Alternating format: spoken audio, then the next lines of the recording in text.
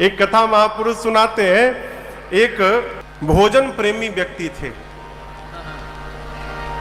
मैंने उनका जन्म सिद्ध अधिकार था भोजन करना। प्रातस्मरणि पूज्य राजेश्वरानंद जी महाराज इस कथा को सुनाते थे। घर में भोजन करने बैठ जाए, खाए तो बंदे न करे, घर वाले इशारा करे, थाली पटके वो सिर नीचे करके शुरू है तो उठने का नाम न ले। जब कोई आवे रोटी लेकर तो बोले दाने दाने पर लिखा है खाने वाले का नाम। तो रोटी वाला बोले तुम्हारे लिए दाना दाना नहीं है, बोला करो बोरी बोरी पर लिखा है खाने वाले का नाम। तुम दाना भर खाते हो।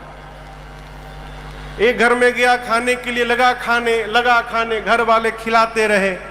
बोले अरे पानी भी पी लिया करो बीच में। बोला बीच आएगा तब न पीऊंगा, अभी बीच पहुंचा नहीं हूं बीच में। इतना खाता था।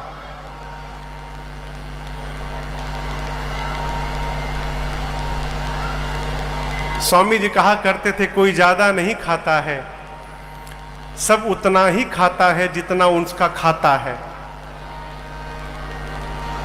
खाते में जितना है उससे ज्यादा कोई नहीं खाता। माई बाप घर वाले परेशान हो गए और उसे धक्का मार के बाहर निकाल दिए।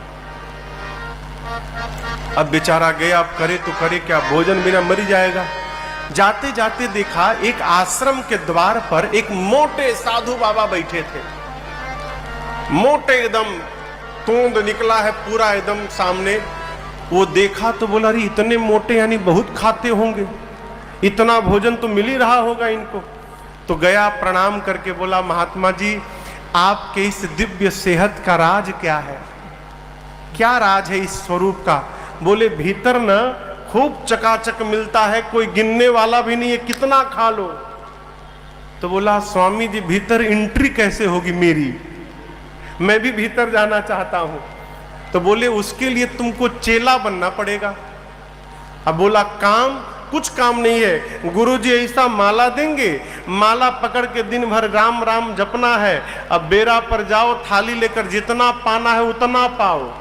बोला बस बस ऐसा ही जगह मैं ढूंढ रहा था, हमको तुरंत चेला बनवाइए, भोजन का टाइम हो गया है। उसको लेकर गए महात्मा जी। गुरुजी बैठे थे, बोले आओ आओ, कान में मंत्र दिए, माला झोला पकड़ाए। बोला माला बाद में जपूंगा गुरुजी, पहले भोजन का टाइम हो गया, भोजन पालू, जाओ पालू। अब लगा भोजन करने, यहां न कोई रोटी गिनने वाला, न कोई देखने वाला, न कोई टोकने वाला। खूब आनंद से भोजन करे, पड़ा रहे। लेकिन खुशी अधिक दिनों तक नहीं गई माई बाप। एक दिन सवेरे जलपान के समय गया तो जाकर देखा कि भंडारे में कुछ बना ही नहीं है। तो पूछा भाई आज टाइम हो गया जलपान का। बोले आज एकादशी है, कुछ बनेगा नहीं आज। क्या बोल रहे हैं, सत्य में कल मिलेगा। गया गुरुजी के पास, कहा गुरुजी कह रहे एकादशी है। हाँ बेटा आज एकादशी है, भोजन गुरुजी कल द्वादशी को। बोला गुरुजी एकादशी रह जाऊंगा तो द्वादशी देखने लायक बचूंगा नहीं। मैं भोजन के लिए साधु बना हूं गुरुजी, भोजन नहीं मिलेगा मैं मर जाऊंगा गुरुजी, मुझे भोजन करना है। गुरुजी बोले देखो ये तो मानेगा नहीं, मना कर दूंगा तो चोरी छिपे खा लेगा। बोले अच्छा एक काम करो, यहां तो बनेगा नहीं, तुम राशन ले लो और राशन लेके जाओ नदी के किनारे, बना के खा लेना तुम, लेकिन ठाकुर जी को पहले भोग लगा देना फिर खाना। एक दूसरे चेले को गुरुजी बोले देखो बहुत ज्यादा खाता है ये, तो 2 आदमी का भोजन देना, इसको राशन दे देना, अपना बनाएगा। गया नदी के किनारे नहाया, 2 आदमी का राशन था, भोजन बनाया। अब बनाने के बाद गुरुजी की बात याद आई कि भगवान को भोग लगाना। सामने रखा, कहा राम जी भोग लगा लीजिए फिर मैं पाऊंगा। घंटों रटता रहा, भगवान आए ही नहीं। बार बार कहता है। यहां स्वामी जी एक भजन गाते थे, कहता है अरे मेरे राम आइए, प्रभु राम आइए, मेरे भोजन का भोग लगाइए। मेरे राम आइए, प्रभु राम आइए। अब वो घंटों कहता रहा, राम आइए प्रभु राम आइए, भोजन का भोग लगाइए, भगवान आए ही नहीं। अंत में आ गया उसे क्रोध, बोला आखिरी बार बोलता हूं, आना है कि नहीं आना है? अब मैं बोलूंगा नहीं, और आप इस चक्कर में है कि आश्रम में पालूंगा, वहां के डर के मारे मैं इधर आया हूं। वहां के भरोसे बैठोगे तो ठन ठन गोपाल हो जाओगे, वहां बना ही नहीं है आज। इसलिए पाना है तो सीधे आके भोग लगाओ, नहीं तो मैं शुरू कर दूंगा। अब जब ऐसे बोला भगत, तो आपको बतावें उसके सामने भगवान साक्षात प्रकट हो गए हो, प्रकट हो गए। लेकिन आप तो खुशी में ताली बजा दिए, वो खुश नहीं भया, वो दुखी हो गया। क्यों? बुलाया था राम जी को, आ गए सीताराम जी, 2 लोग आ गए। अब वो देखा 2 आदमी का भोजन है, 2 यही आ गए, तो हमारे लिए क्या बचेगा? बोला आप 2 लोग आ गए? राम जी बोले हम दोनों साथ में ही रहते हैं। बोले गुरुजी तो नहीं बताए थे, बोले थे राम जी को भोग लगाना। अच्छा अब आए हैं तो पा लीजिए। मैया और भगवान पाए, थोड़ा सा उसके लिए छोड़ दिए, बेचारा आधा पेट पाया। बोला ये बताइए अगली एकादशी को भी आप 2 ही लोग आएंगे ना? अभी बेचारा कंफर्म कर लिया अगली एकादशी का। राम जी बोले हाँ बस 2 लोग, और कौन है? गया, अगली एकादशी आई तो गुरुजी से कहा गुरुजी आप कहते राम जी का भोग लगाना, सीता राम जी दोनों आए थे, मैं आधी पेट खाया गुरुजी, अब की बार 3 लोगों का राशन दीजिएगा। गुरुजी सोचे लगता है भूखा रह गया होगा, बहुत खाता है ना। बोले अच्छा ठीक है चलो इसको 3 लोगों का राशन दिया जाए। गया, बनाया, बनाकर फिर बुलाने लगा, अरे मेरे राम आइए, मैया साथ लाइए, मेरे भोजन का भोग, मेरे भोजन का भोग लगाइए। जैसे बोला प्रभु सामने आइए, मेरे राम आइए, मैया साथ लाइए। प्रकट हो गए कौन? राम जी, सीता जी और लक्ष्मण जी। अब की बार लक्ष्मण जी भी चले आए। अब लक्ष्मण जी को देखते आग बबूला हो गया, बोला ये कौन है? लक्ष्मण जी बोले प्रभु कहां लेके चले आए, इतनी आदर से बोल रहा है मुझे मेरे बारे में। राम जी बोले मेरे भाई हैं ये, पिछली बार तो नहीं आए थे। राम जी बोले कहीं फंस गए थे, आपको बताना चाहिए था ना कि ये भी आते हैं आपके साथ में, ये भी खाएंगे। राम जी बोले आए हैं तो पाएंगे ही, अब करे तो करे क्या? बोले ठीक है पा लीजिए। अब राम जी, सीता जी, लक्ष्मण जी भोग लगाए। अब फिर थोड़ा सा बचा उसके लिए, आधी पेट खा के गया। फिर पूछा अगली बार कौन कौन आएगा आज ही बताओ मुझे, और कितने लोग साथ में रहते हैं? भगवान बोले कहीं भी देखिएगा तो हम ही लोग मिलेंगे, बस 3 लोग, और कोई है ही नहीं, बस मेरे भाई और ये सीता जी, 3 लोग। गया, अगली एकादशी के दिन बोला प्रभु नहीं हो पाया था, सीताराम जी के लिए ले गया, लक्ष्मण जी भी चले आए थे, मैं फिर आधी पेट रह गया था। अब की बार जोड़ने लगा, 3 वो, 3 मत 4 मान के चलो, कहीं एक और बढ़ा के ले आए तो 4 वो और 1 मैं। बोला अब की बार 5 लोगों का भोजन चाहिए। गुरु जी बोले इतना नहीं खाएगा, इतना कैसे खा लेगा? लगता है ये राशन बेचने लगा है। अब इसको रंगे हाथों पकड़ना पड़ेगा। गुरुजी उससे कुछ नहीं बोले और दूसरे चेले से बोले इसको 5 लोगों का राशन दिया जाए। राशन लेकर गया और उसके पीछे पीछे गुरुजी चल गए छिपके कि देखो तो करता क्या है ये। जाकर गुरुजी एक पेड़ के पीछे छिप कर बैठ गए।